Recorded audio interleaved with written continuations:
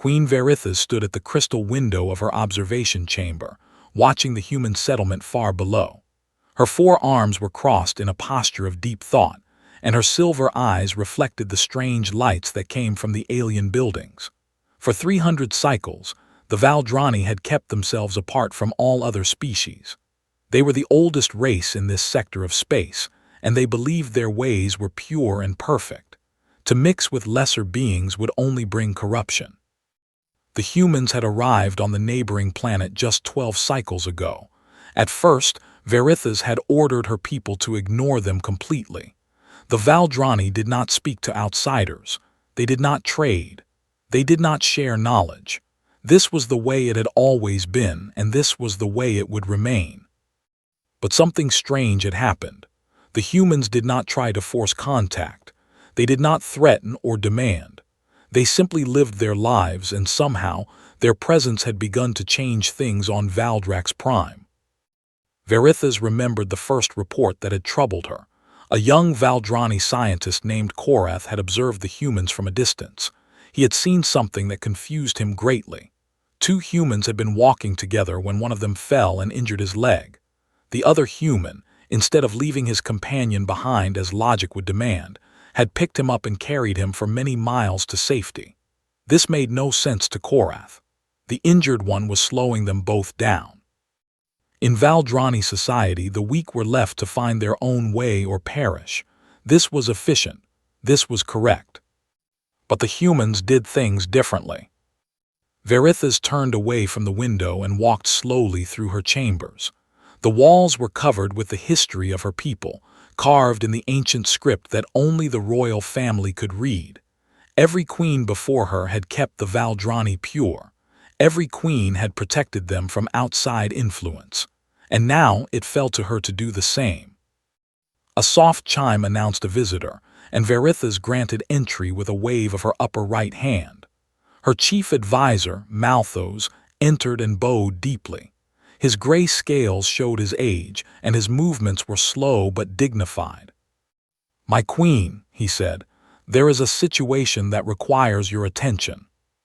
"What situation?" Malthus hesitated, which was unusual for him. "It is the human colony. They have sent a delegation to our border post. They wish to establish diplomatic relations." Verithas felt a cold anger rise within her. "You know our law. We do not speak with outsiders. Send them away." "I have tried, my queen, but they are persistent. They have been waiting at the border for 6 days now. They do not leave. They do not grow angry. They simply wait and say they are ready to talk whenever we are ready to listen." This was strange behavior indeed.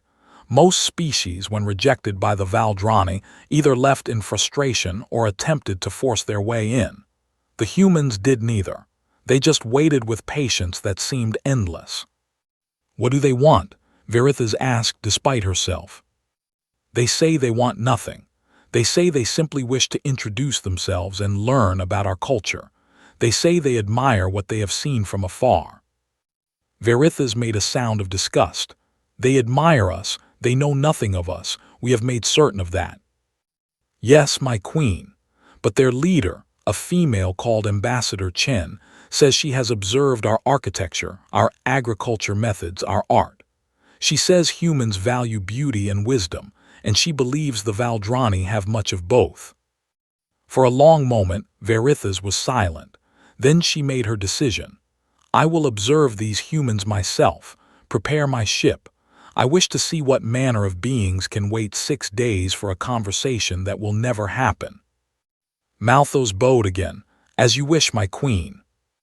3 hours later, Verithas sat in her royal observation craft, hovering silently above the border post. Through her viewing screen, she could see the human delegation clearly. There were 5 of them, sitting in a circle around a small fire. They had made shelters from simple materials, and they seemed comfortable despite the cold winds that blew across the border zone. The human leader, Ambassador Chen, was a small female with dark hair and warm brown eyes. She was talking to her companions, and occasionally they would laugh at something she said. Verithas did not understand laughter. The Valdrani did not practice it. To them, it seemed like a waste of energy. But as she watched, she noticed something else. One of the humans, a young male, seemed troubled. He sat apart from the others, his face turned away. Ambassador Chen noticed this and went to sit beside him. She placed her hand on his arm and spoke words that Verithas could not hear. The young male's shoulders began to shake, and Verithas realized with shock that he was crying. Crying was something the Valdrani considered deeply shameful. To show such weakness was unthinkable. But instead of turning away or showing disgust, Ambassador Chen put her arms around the young male and held him close. She stroked his hair and rocked him gently, as if he were a child. The other humans in the group watched with sympathy, not judgment.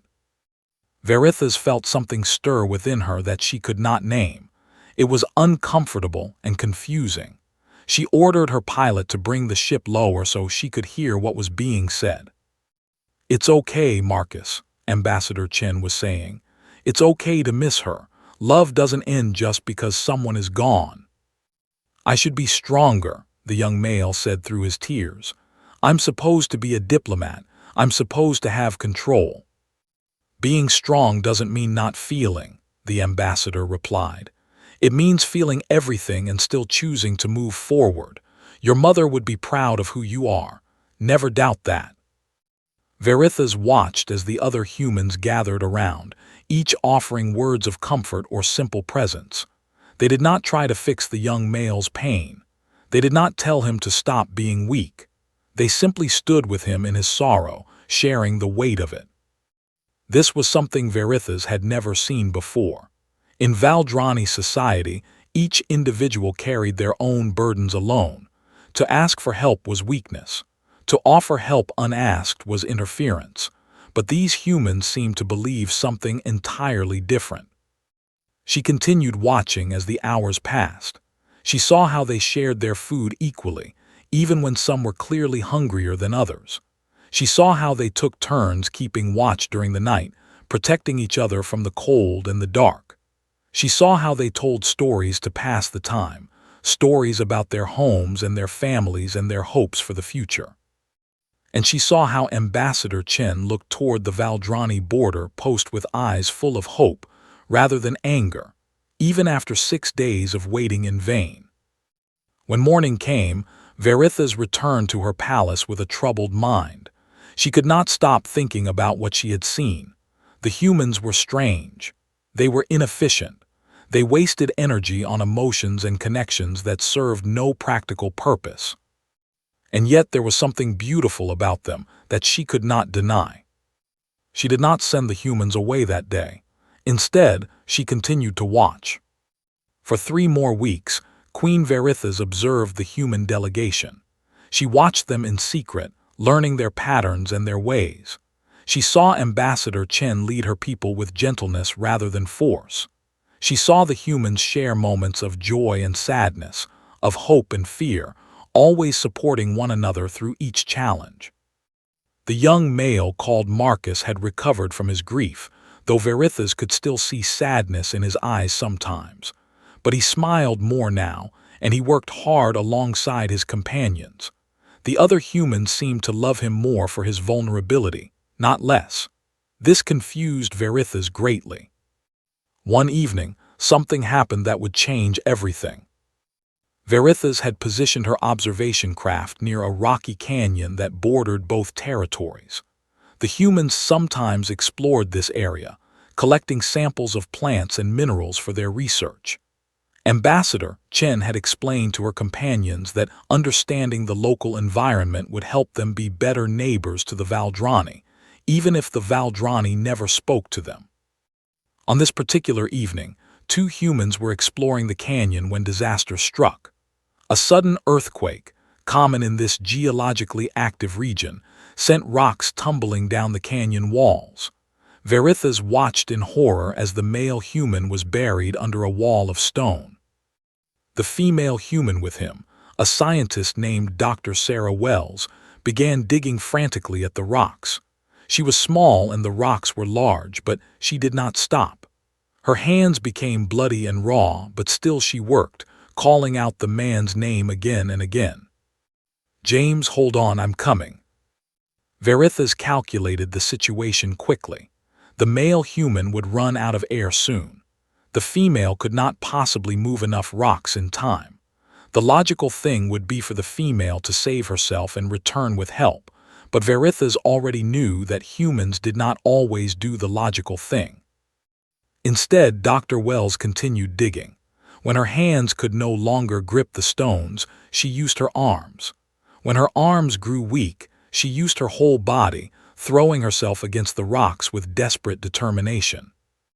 Then Ambassador Chen arrived with the rest of the delegation.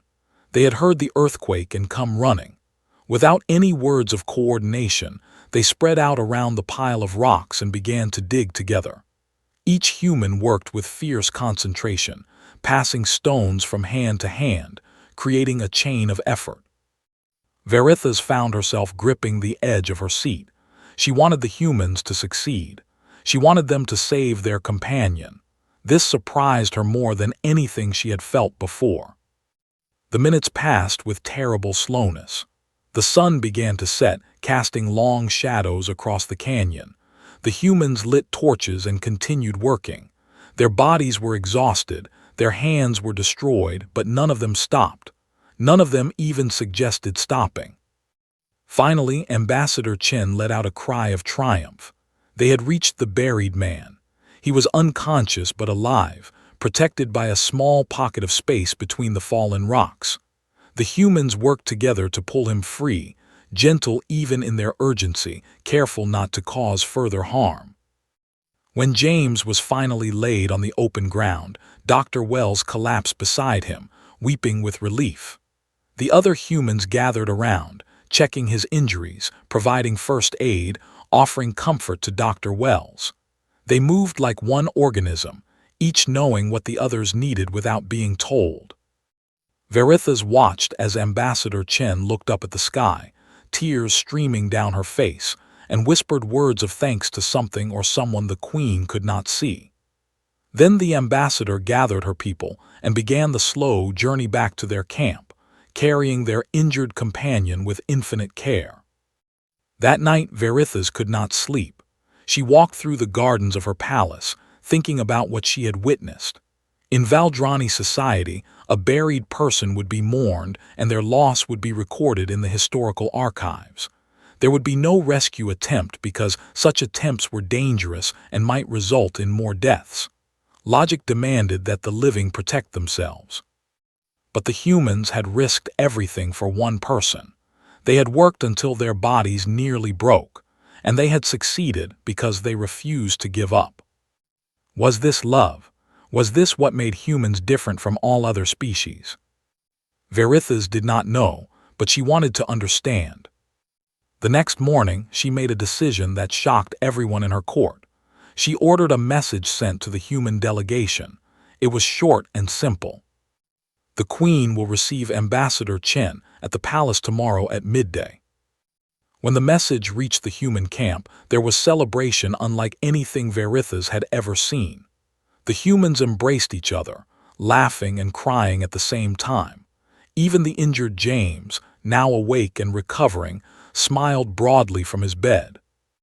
Ambassador Chen fell to her knees and pressed her forehead to the ground, a gesture of profound gratitude that transcended any specific culture.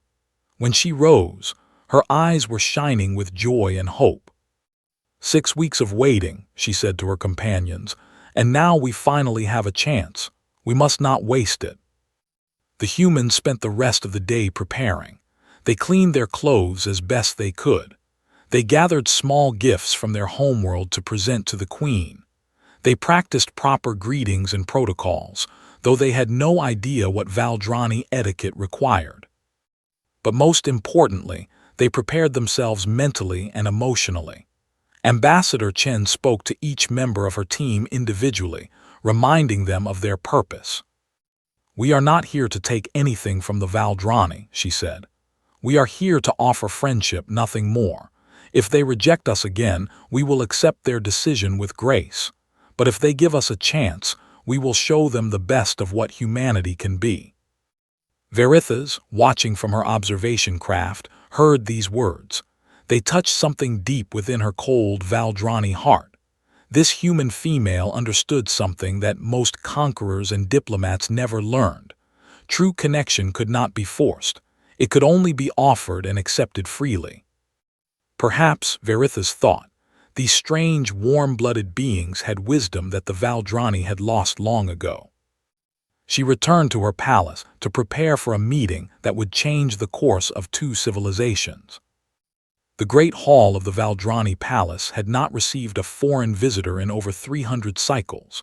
The last outsider to enter these sacred chambers had been a trade negotiator from the Corellian Empire, and Queen Verithas's grandmother had sent him away in disgrace after only 5 minutes. The carvings on the walls told stories of Valdrani isolation, of purity maintained, of a people who needed nothing from the wider galaxy. But now Ambassador Chen stood at the entrance, her small human frame dwarfed by the massive crystal doors. She wore simple clothes, clean but not fancy. In her hands she carried a small box wrapped in blue fabric. Behind her, the rest of her delegation waited at the palace gates, watching with hopeful eyes. Queen Verithas sat upon her throne of black diamond, her 4 arms arranged in the formal posture of reception. Around her stood the members of her court, each watching the human with expressions that ranged from curiosity to disgust. Ambassador Chen walked forward with slow, measured steps. When she reached the designated spot before the throne, she knelt and placed her forehead on the cold stone floor. "Great Queen of the Valdrani," she said in a voice that carried clearly through the hall, "this humble human thanks you for the gift of your attention. We have waited long for this moment, and we are grateful beyond words." Verithas studied the human female. Up close, she could see the lines on Ambassador Chen's face that spoke of many cycles of life. She could see the intelligence in those warm brown eyes, and she could see something else, something that she had been watching from afar for weeks. She could see love. "Rise, Ambassador," Verithas said. "I have questions for you." Ambassador Chen stood, but kept her head bowed respectfully. "I will answer anything you wish to know, Your Majesty." "Why are you here? What do you want from the Valdrani?" The human female looked up then, meeting the Queen's eyes directly. "We want nothing, Your Majesty. We seek only to know you, and perhaps in time to be known by you." "That is not an answer. All species want something. Power, resources, technology. What is it that you truly seek?" Ambassador Chen was quiet for a moment, thinking carefully about her response. "Your Majesty, humans have traveled across the stars and met many different peoples. We have learned that the greatest treasure in the universe is not gold or technology or power. It is connection. It is friendship. It is the sharing of stories and songs and dreams." A murmur ran through the court. Several of the older advisors made sounds of disapproval, but Verithas raised one of her hands for silence. "Continue," she said. "We saw your world from space," Ambassador Chen said, "and we saw beauty that took our breath away. Your cities shine like jewels. Your gardens bloom in colors we have never seen before. Your people have built wonders that our engineers cannot begin to understand. And we thought, what amazing things we could learn if such a wise people chose to share their knowledge. What amazing things we could share in return. And if we choose not to share, if we send you away?" Ambassador Chen nodded sadly. "Then we will go, Your Majesty. We will not fight. We will not take. We will simply live as your neighbors and hope that perhaps one day you might change your mind. We have patience. We have hope. These are gifts that humans carry in abundance." Verithas leaned forward on her throne. "I have been watching you, Ambassador. For many weeks now, I have observed your camp from my ship." The human's eyes widened slightly, but she did not seem frightened or embarrassed. "Then you have seen us at our best and our worst, Your Majesty." "Yes, I watched when the young male called Marcus wept for his dead mother. I watched how you held him, how you shared his pain. Why did you do this?" Ambassador Chen smiled softly. "Because that is what love demands, Your Majesty. When someone we care about is hurting, their pain becomes our pain.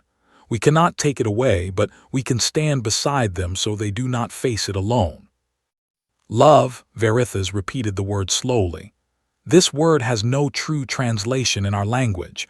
Explain it to me. The human thought for a long moment. Love is difficult to explain, Your Majesty. It is not one thing but many. It is the warmth you feel when you see someone you care about. It is the sacrifice you make to keep them safe. It is the joy you share in their happiness and the sorrow you share in their grief.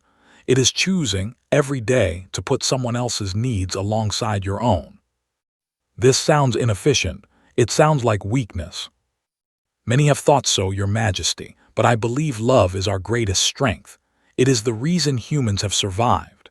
When we were weak and few, living in caves and fighting just to stay alive, love is what kept us together. We protected our children not because they were useful, but because we loved them.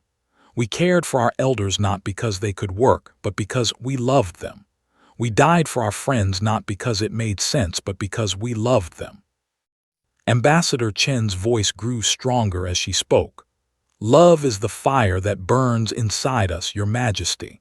It has carried us across oceans and mountains and finally across the stars. It is the reason we are here, standing before you, hopping for nothing more than a chance to know you. The court was silent. Even the old advisors who had disapproved seemed thoughtful now. Verithas rose from her throne and descended the steps toward the human.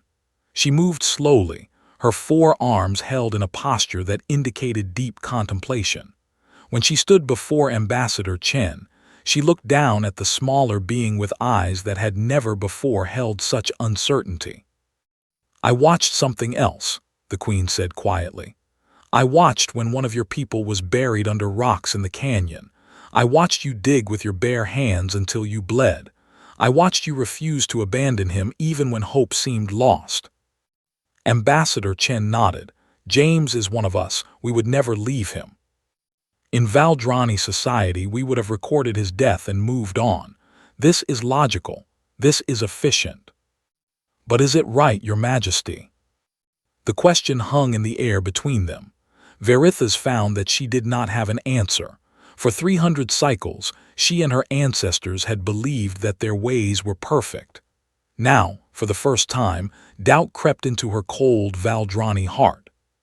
What is in the box? She asked instead, gesturing to the gift that Ambassador Chen still held. The human's face brightened. A gift from Earth, Your Majesty, something to show you a piece of who we are. She opened the box and revealed a small device. With gentle hands, she activated it.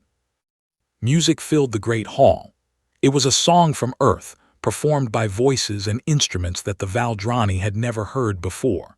The melody was simple but beautiful, rising and falling like waves on an ocean. And the words, translated by the device, told a story of love that transcended time and space. Verithas listened. Around her, the members of her court listened. And somewhere in the cold depths of her ancient heart, something began to warm.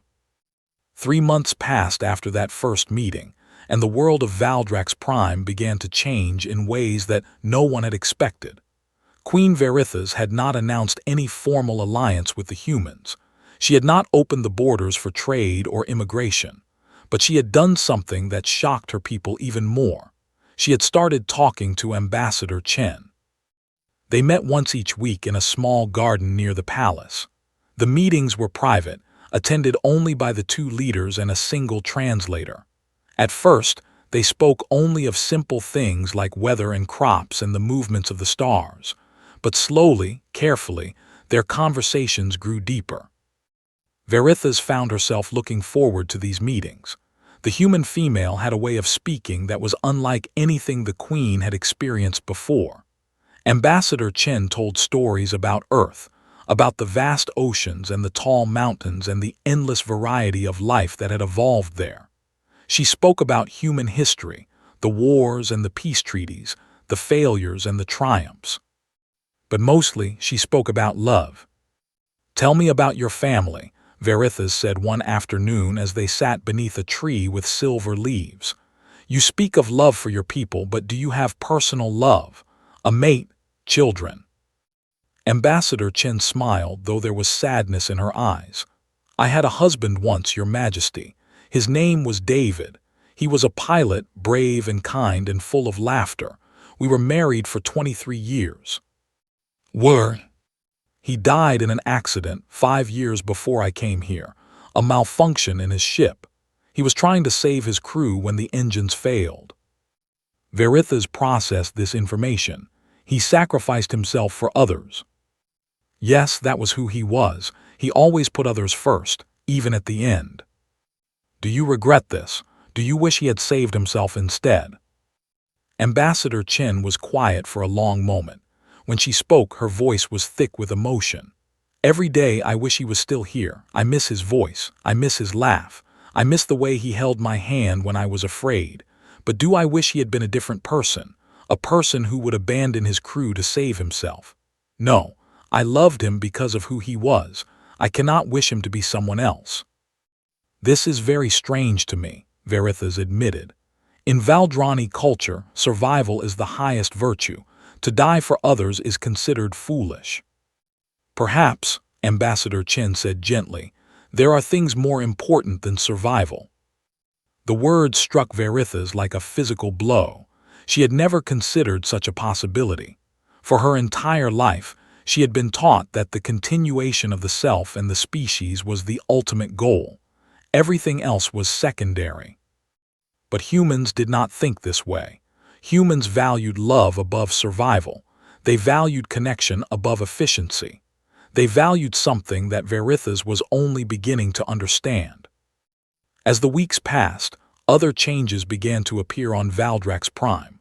Young Valdrani, curious about the humans they had been forbidden to contact, found ways to observe them from afar. They saw the same things their queen had seen.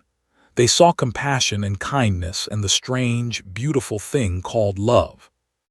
One young Valdrani named Kira approached Ambassador Chen at the border post. This was forbidden, but Kira no longer cared about forbidden things. She had watched the humans for months, and she needed to understand.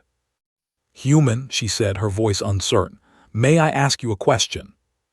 Ambassador Chen turned to face the young alien with a warm smile. Of course, please ask anything. Why do you hold hands?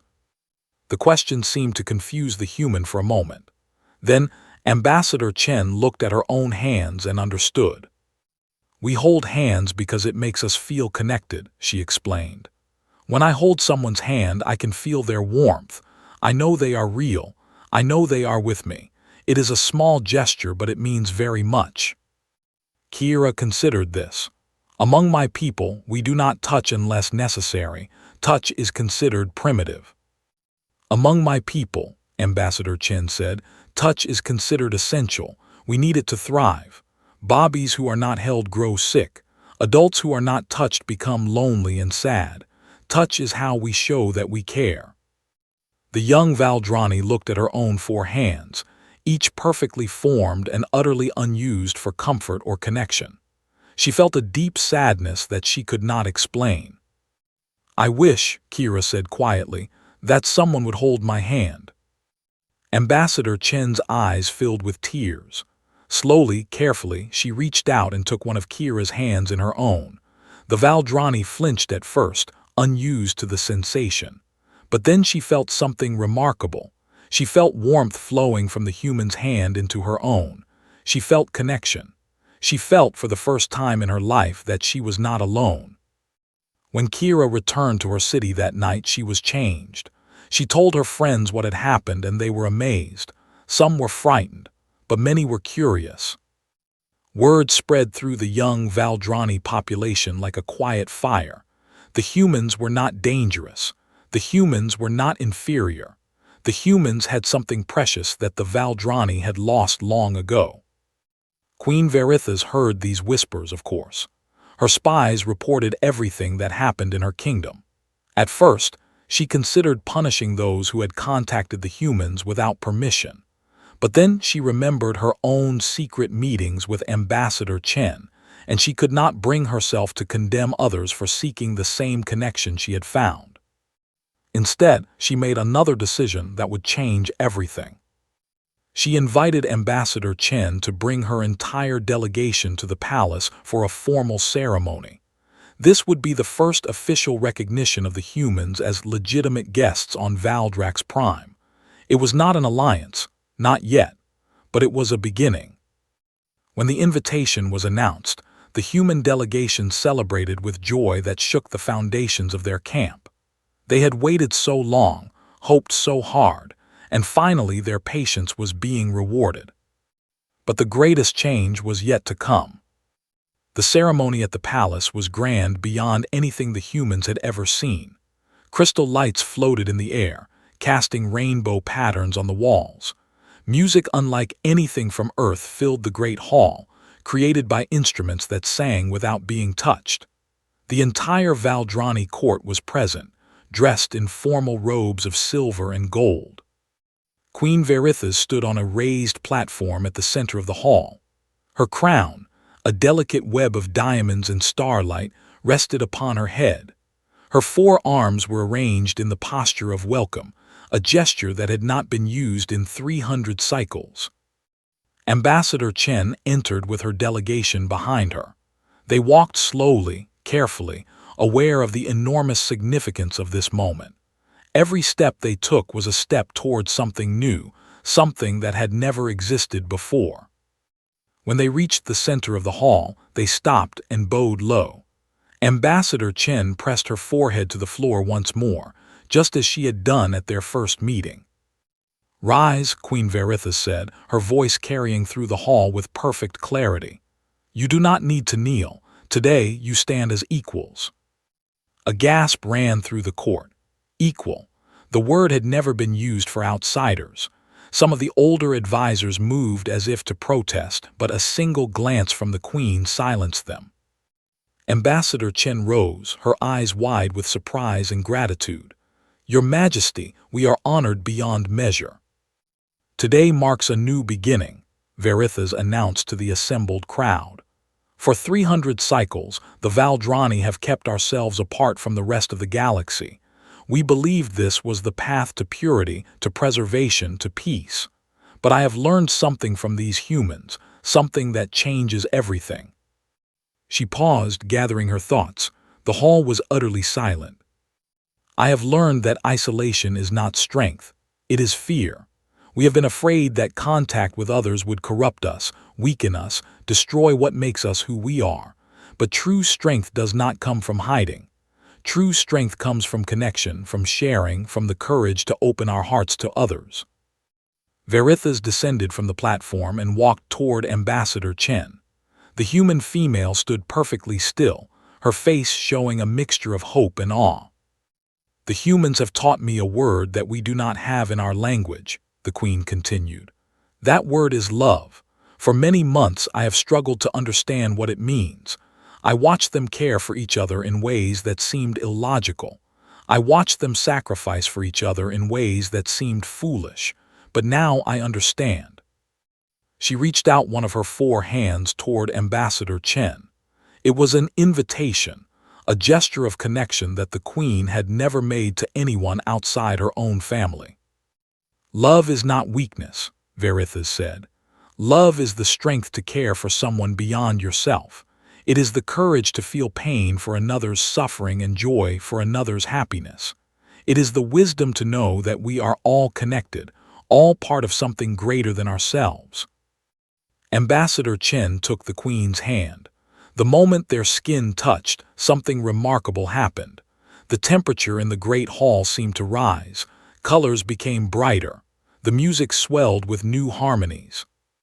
"I wish to learn more about this love," Verithas said. "I wish the Valdrani to learn as well. And so today I am officially declaring an end to our isolation. The borders will be opened, trade will be permitted, and humans will be welcome on Valdrax Prime as friends and allies." The announcement sent shockwaves through the court. Some cheered, some wept, some stood in stunned silence, unable to believe what they had heard. 300 cycles of tradition were being overturned in a single moment. But the greatest shock was yet to come. Queen Varitha's turned to address her people directly. Many of you will resist this change. Many will fear it. This is natural. Change is always frightening. But I ask you to remember what I have learned from Ambassador Chen and her people. She gestured to the human delegation, who stood together in a tight group, holding hands and supporting one another as they always did. Look at them, the Queen said. They are smaller than us. They are weaker than us. They live shorter lives. By every measure we have used to judge worth, they should be inferior, but they have something we lack. They have love, and that love has made them strong in ways we never imagined possible. She turned back to Ambassador Chen. When one of your people was buried under rocks, you did not calculate the probability of survival and make a logical decision. You dug with your bare hands until you bled. You refused to give up, and you saved him, not because it made sense, but because love demanded it. Tears were streaming down Ambassador Chen's face now. She could not speak, but she did not need to. Her presence, her witness, was enough. I want that kind of strength for my people, Varitha said. I want us to know what it means to love so fiercely that we would risk everything for each other. I want us to feel connection, to share joy and sorrow, to hold hands when we are afraid. She looked at Kira, the young Valdrani who had touched a human hand for the first time. Kira stood in the crowd with tears of her own, feeling understood for the first time in her life. This will not be easy, the Queen admitted. We have forgotten how to love. We have forbidden ourselves from feeling, but with the help of our new human friends, we will learn. We will change. We will become something greater than we have ever been before. Ambassador Chen finally found her voice. Your Majesty, the people of Earth are honored to stand beside you on this journey. We will share everything we have. Our knowledge, our art, our music, our stories. But most importantly, we will share our hearts. That is the human way. The ceremony continued for many hours. There was music and dancing, and the sharing of food between two peoples who had never touched before. Young Valdrani approached the humans with curiosity, asking questions and marveling at the answers. Older Valdrani watched with uncertainty, but even they could feel that something beautiful was happening. As the night grew late, Queen Varitha stood at the crystal window of her observation chamber, the same window where this journey had begun. Ambassador Chen stood beside her, and for a long moment they watched the stars in comfortable silence. Do you think they will truly change? Ambassador Chen asked. 300 cycles is a long time to be alone. Varitha considered the question carefully. I do not know, she admitted, but I know that I have changed, and if one person can change, then perhaps a whole civilization can as well. That is the hope that drives us, Ambassador Chen said. The belief that tomorrow can be better than today. The faith that love is stronger than fear. Varitha nodded slowly. I am still learning to understand faith. It is not a concept the Valdrani have embraced before, but I am beginning to see its value. She turned to face the human woman who had, through patience and kindness and unwavering love, broken through 300 cycles of isolation. Thank you, Ambassador Chen. Thank you for not giving up. Thank you for waiting at our borders when we ignored you. Thank you for showing us another way to live. Ambassador Chen smiled, and in that smile was all the warmth and hope that humanity had to offer. Thank you for opening the door, Your Majesty. Thank you for being brave enough to change. Together, the Queen of the Valdrani and the Ambassador of Earth watched the sunrise over a new world. Behind them, in the gardens and streets of the palace city, Valdrani and humans were beginning to know each other. They were sharing stories and songs. They were holding hands. They were learning, slowly but surely, what it meant to love. And somewhere in the depths of space, the story of this day began to spread. Other isolated species heard about the Valdrani and wondered if perhaps they too could find the courage to open their doors. Other cold hearts began to warm, touched by the simple truth that one small human delegation had proven beyond all doubt. Love was not weakness. Love was the strongest force in the universe, and humanity, for all its flaws and limitations, had brought that force to the stars. The age of isolation was over. The age of connection had begun.